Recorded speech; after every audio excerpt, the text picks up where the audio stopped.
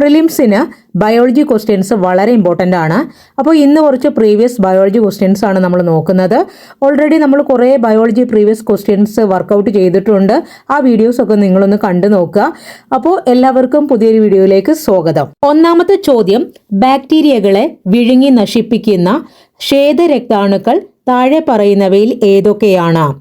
ബാക്ടീരിയകളെ വിഴുങ്ങി നശിപ്പിക്കുന്ന ശ്വേതരക്താണുക്കൾ ഇതിൽ തന്നിട്ടുണ്ട്. 1, 2, 4 1, 2, 4 ന്യൂട്രോഫില്, മോണോസൈറ്റ്, മാക്രോഫാജസ്. മാക്രോഫാജസ്, ന്യൂട്രോഫില്, മോണോസൈറ്റ് തുടങ്ങിയവയാണ് ബാക്ടീരിയകളെ വിഴുങ്ങി നശിപ്പിക്കുന്ന ശ്വേതരക്താണുക്കൾ. ബാക്ടീരിയകളെ വിഴുങ്ങി നശിപ്പിക്കുന്നവയെ ഫാഗോസൈറ്റോസിസ് എന്നാണ് പറയുന്നത് കേട്ടോ. അപ്പോൾ ഈ ഫാഗോസൈറ്റോസിസിന് ഉദാഹരണമാണ് ന്യൂട്രോഫില്, മോണോസൈറ്റ്, മാക്രോഫാജസ് തുടങ്ങിയവ. അടുത്ത ചോദ്യം, പല്ലിന്റെ ആന്തരഘടന ചുവടെ തന്നിരിക്കുന്നു. ഇവയിൽ ശരിയായ ജോഡികൾ ഏവ? 3, 4 മാത്രമാണ് ഇതിൽ ശരിയായിട്ടുള്ള ജോഡികൾ. പൾപ്പ് ക്യാവിറ്റി പല്ലിന്റെ ഏറ്റവും ആന്തരഭാഗമാണ്. പൾപ്പ് ക്യാവിറ്റി എന്ന് പറയുന്നത് പല്ലിന്റെ ഏറ്റവും ആന്തരഭാഗം, അകത്തുള്ള ഭാഗമാണ്. അടുത്തത് സിമന്റം എന്ന് പറയുന്നത് പല്ലിനെ മോണയിൽ ഉറപ്പിച്ചു നിർത്തുന്ന യോജക കലയാണ്. സിമന്റം പല്ലിനെ മോണയിൽ ഉറപ്പിച്ചു നിർത്തുന്നു.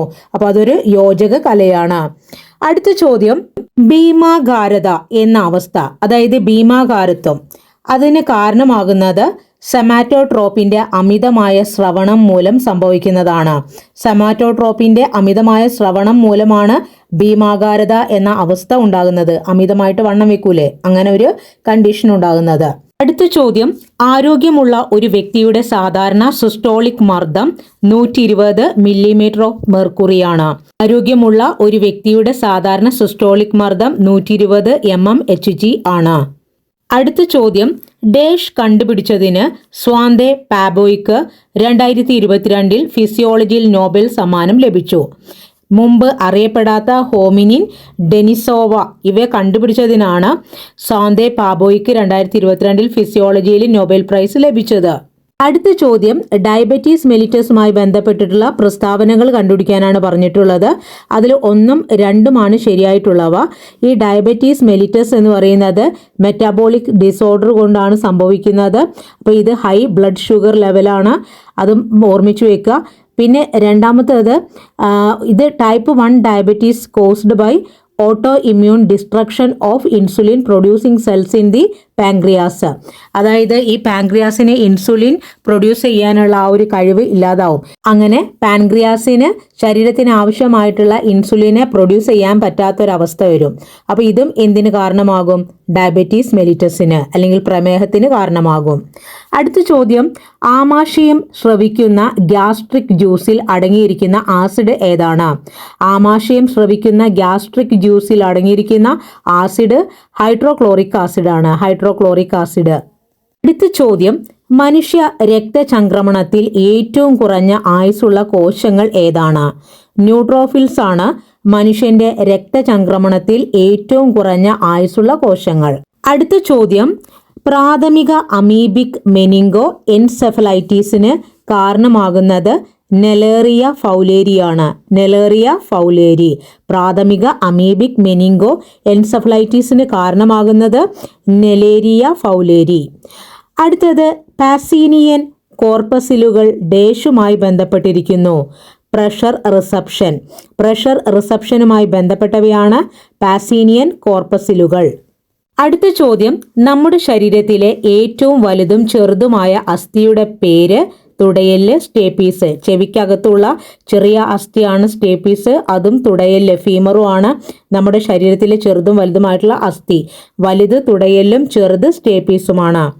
അടുത്ത ചോദ്യം, താഴെ പറയുന്നവയിൽ HIV വ്യാപനത്തിന് ഏറ്റവും കുറവ് അണുബാധയുള്ള വസ്തു ഏതാണ്? ഉമിനീർ. താഴെ പറയുന്നവയിൽ HIV വ്യാപനത്തിന് ഏറ്റവും കുറവ് അണുബാധയുള്ള വസ്തു ഉമിനീരാണ്. അടുത്തത്, ഏത് ഹോർമോണിന്റെ അഭാവം മൂലമാണ് ഡയബറ്റീസ് ഇൻസിപ്പിഡസ് ഉണ്ടാകുന്നത്? ADH. ADHന്റെ കുറവ് മൂലം കാരണമാണ് ഡയബറ്റീസ് ഇൻസിപ്പിഡസ് ഉണ്ടാകുന്നത്. അടുത്തത്, ഉമാമി എന്നത്. ഉമാമി എന്നത് എന്താണ്? അത് രുചിബോധമാണ്. ഉമാമി എന്നത് രുചിബോധമാണ്. അടുത്ത ചോദ്യം, ഒരു ന്യൂറോണിന്റെ ആക്സോണിനെ പൊതിയുന്ന കൊഴുപ്പിന്റെയും പ്രോട്ടീനിന്റെയും സംരക്ഷണ പാളിയാണ് മൈലിൻ കവചം. മൈലിൻ കവചം ഒരു ന്യൂറോണിന്റെ ആക്സോണിനെ പൊതിയുന്ന കൊഴുപ്പിന്റെയും പ്രോട്ടീനിന്റെയും സംരക്ഷണ പാളിയാണ്. അടുത്ത ചോദ്യം, മനുഷ്യ മസ്തിഷ്കത്തിന്റെ പ്രധാന ചിന്താഭാഗം താഴെ പറയുന്നവയിൽ ഏതാണ്? സെറിബ്രം. സെറിബ്രമാണ് മനുഷ്യ മസ്തിഷ്കത്തിന്റെ പ്രധാന ചിന്താഭാഗം. താഴെ പറയുന്നവയിൽ ഏതാണ് ഒരാൾക്ക് സൂര്യപ്രകാശം പൂർണ്ണമായി ലഭിക്കാതെ വരുമ്പോൾ ഉണ്ടാകാൻ സാധ്യതയുള്ള രോഗം? ഓസ്റ്റിയോപോറോസിസ്. ഓസ്റ്റിയോപോറോസിസിന് കാരണമാകുന്നത് സൂര്യപ്രകാശത്തിന്റെ അപര്യാപ്തതയാണ്. അടുത്തത്, ഹൃദയ സംബന്ധമായ അസുഖങ്ങളെക്കുറിച്ച് അവബോധം സൃഷ്ടിക്കുന്നതിനുള്ള ലോക ഹൃദയ ദിനാചരണം എന്നാണ് നടക്കുന്നത്? ലോക ഹൃദയ ദിനം സെപ്റ്റംബർ 29-ന്. സെപ്റ്റംബർ 29-നാണ് ലോക ഹൃദയ ദിനാചരണം.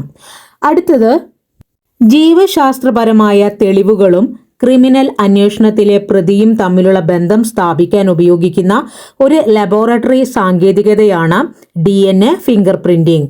ജീവശാസ്ത്രപരമായ തെളിവുകളും ക്രിമിനൽ അന്വേഷണത്തിലെ പ്രതിയും തമ്മിലുള്ള ബന്ധം സ്ഥാപിക്കാൻ ഉപയോഗിക്കുന്ന ഒരു ലബോറട്ടറി സാങ്കേതിക വിദ്യ അതേതാണ്? DNA ഫിംഗർ പ്രിന്റിംഗ് ആണ്.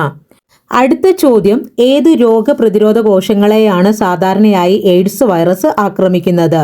T ലിംഫോസൈറ്റുകളെ. T ലിംഫോസൈറ്റുകളെയാണ് സാധാരണയായി എയ്ഡ്സ് വൈറസ് ആക്രമിക്കുന്നത്. അടുത്തത്, നിപ രോഗത്തിന്റെ പ്രകൃതിയാലുള്ള വാഹക ജീവി വവ്വാലാണ്. നിപ ഒരു വൈറസ് രോഗമാണ്. അതിന് കാരണമാകുന്ന രോഗകാരി അല്ലെങ്കിൽ വാഹക ജീവി ഏതാണെന്ന് ചോദിച്ചാൽ വവ്വാലാണ്. താഴെ പറയുന്നവയിൽ ജീവിതശൈലി രോഗമല്ലാത്തത് ഹീമോഫീലിയ. ഹീമോഫീലിയ ഒരു ജനിതക രോഗമാണ്. രാജകീയ രോഗം എന്നൊക്കെ അറിയപ്പെടുന്നത് ഹീമോഫീലിയയാണ്. ഇതെല്ലാം ന്യൂ SCERT ബേസ്ഡ് ക്വസ്റ്റ്യൻസ് ആണ്. നിങ്ങൾക്ക് യൂസ്ഫുൾ ആവുകയാണെന്നുണ്ടെങ്കിൽ ഒന്ന് ലൈക്ക് ചെയ്യാനും ഷെയർ ചെയ്യാനും കമൻറ്റ് ചെയ്യാനും മറക്കരുത്. താങ്ക്